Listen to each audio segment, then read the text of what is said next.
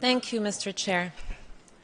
Given that a number of states have spoken about Palestine directly, we have prepared 3 replies, which we will read one after the other, and we kindly ask for your indulgence in that regard. We will first respond to Israel's statement.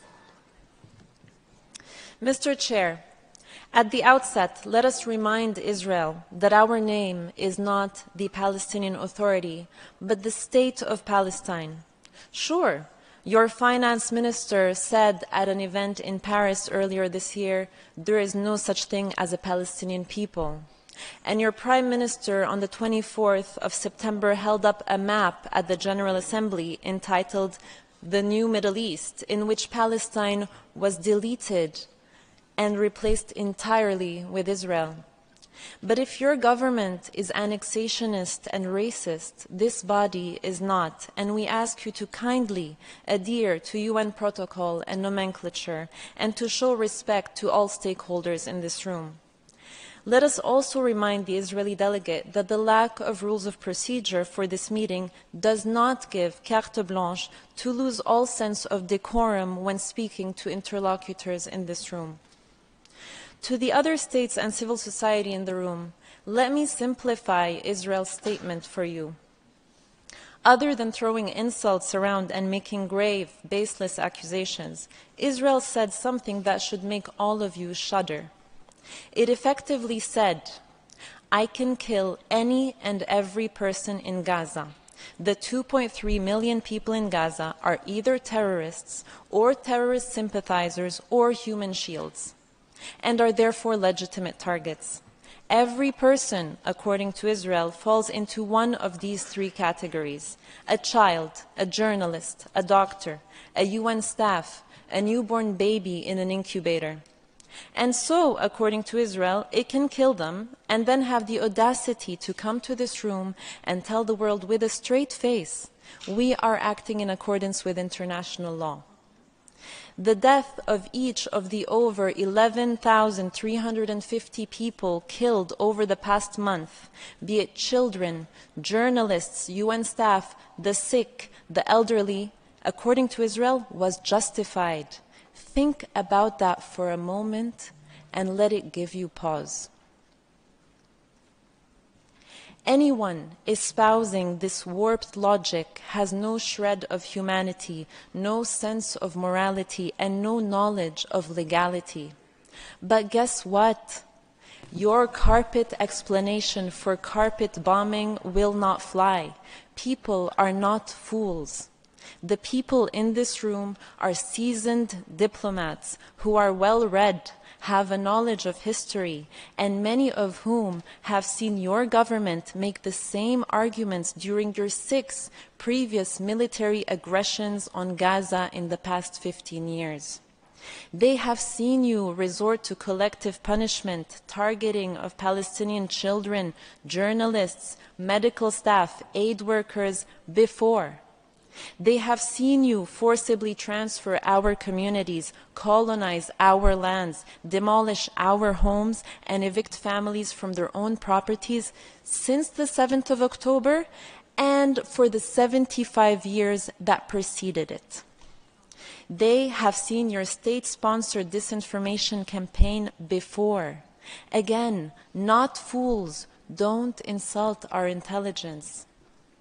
By saying that it is acting in accordance with international law, Israel is effectively saying the UN Secretary General, the UN High Commissioner for Human Rights, the WHO, UNICEF, OCHA, UN Special Rapporteurs, the UN Independent Commission of Inquiry on the Situation, human rights organizations worldwide, disarmament NGOs worldwide, humanitarian NGOs worldwide, countless legal experts are all wrong.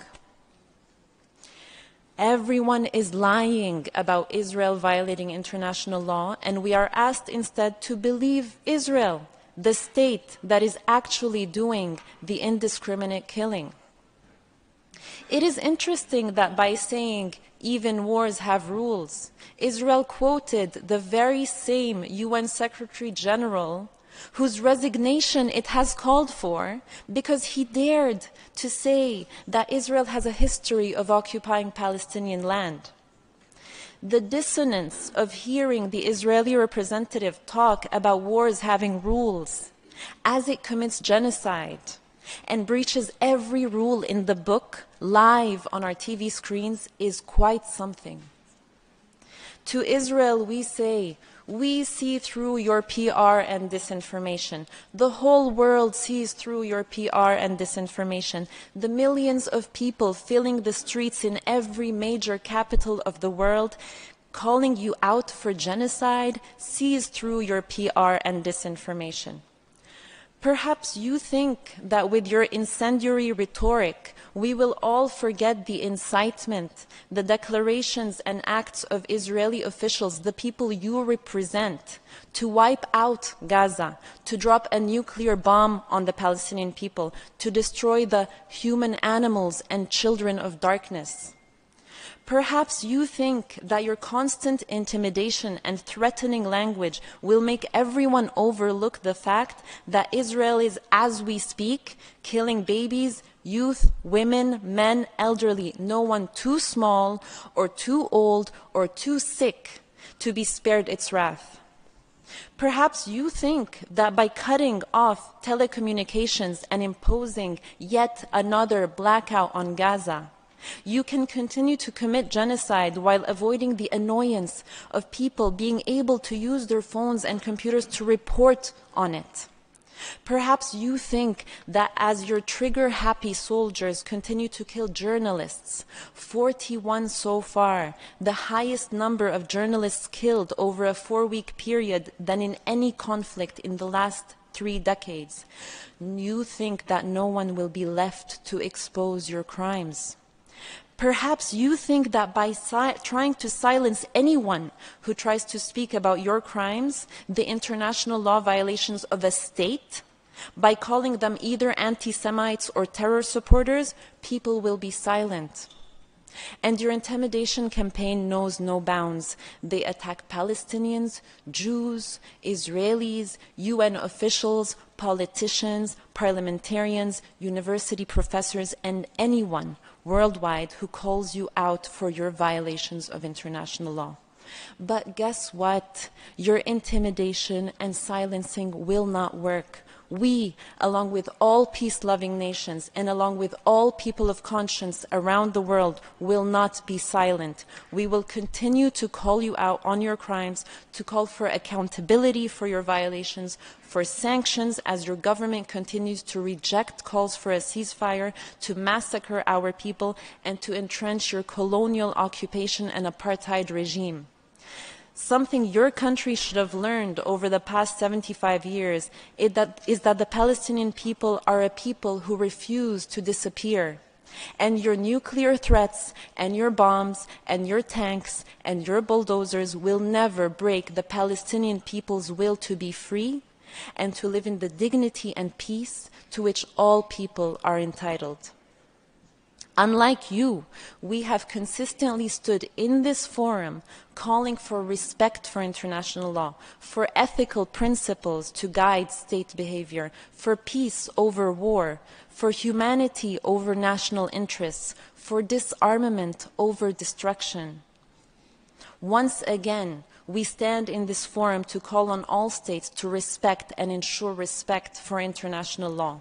Let the law be the measure by which all are judged, not propaganda and hateful, biased spin steeped in racism. And to Israel's absurd assertion that Palestinians have a problem with people of Jewish faith, and give the impression that this is a religious conflict, let us say loud and clear, this is not and has never been about religion. Had the occupiers of our land or the violators of our rights been Muslim, Christian, Buddhist, Hindu, atheist, or of any other conviction, we would have called them out all the same. Palestine has always been multiracial, multi-ethnic, and multi-religious. People of Jewish faith have lived in historic Palestine as Palestinians for centuries. We consider them to be our brothers and sisters. And since the memory of the Holocaust has been invoked, let us also say loud and clear, we have the greatest of solidarity with both the victims and survivors of the Holocaust. It was not Palestinians that committed that horrific genocide, but the fascist forces that spawned from Europe. And it is unconscionable that a number of European leaders are again beating the drum as another genocide is now underway in Gaza.